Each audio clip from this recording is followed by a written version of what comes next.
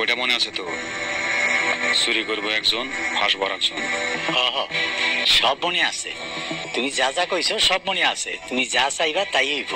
Member, তুমি বাড়িতে যাইয়া নাকে তেল দিয়া ঘুমাও গা। আচ্ছা ঠিক আছে, তুমি এখন বাড়িতে যাও, যত তাড়াতাড়ি সম্ভব ঘুমিয়ে পড়ো। আচ্ছা ঠিক আছে, আমি আসি।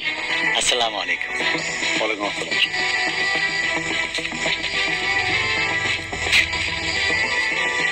মনে আসছিল না ভাই, আসলে আমরা প্রফেশনাল শোন না তো, এই কারণে।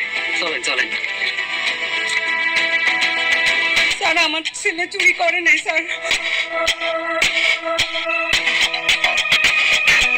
তো বন্ধুরা, ইগল টিমের মাতবরের ছেলে হুজুরের মেয়ে নাটকটির ৫ম পর্বটি অলরেডি সকলে দেখে ফেলেছেন। ৬ষ্ঠতম পর্বটিতে কি ঘটতে চলেছে এবং কোন দিন কোন চ্যানেলে দেখাবে সেটি নিয়ে আপডেট চলে আসলাম, এবং ৫মতম পর্বটি কি করছে সেটাও নিয়ে চলে আসলাম।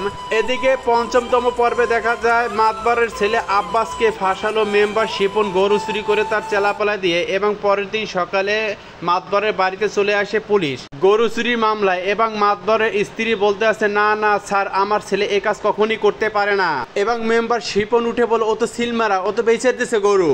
এদিকে মাতবরের ছেলে আব্বাস বলতে আছে আব্বা, সব হইতে আছে পাপের ফল। এদিকে মাতবার সাহেব জেলখানায় এসে তার ছেলের সাথে বলতে আছে দিনরাত ২৪টা ঘন্টা অস্থিরতার মধ্যে চলতে আছে। মাতবরের ছেলেকে পুলিশে ধরে নিয়ে যাওয়াতেই নুসরাতের বাবা মা মহা খুশি। তখনই নুসরাত উঠে বলল তার বাবা মাকে, আব্বা, কারো বিপদ থেকে আনন্দ করা ঠিক না।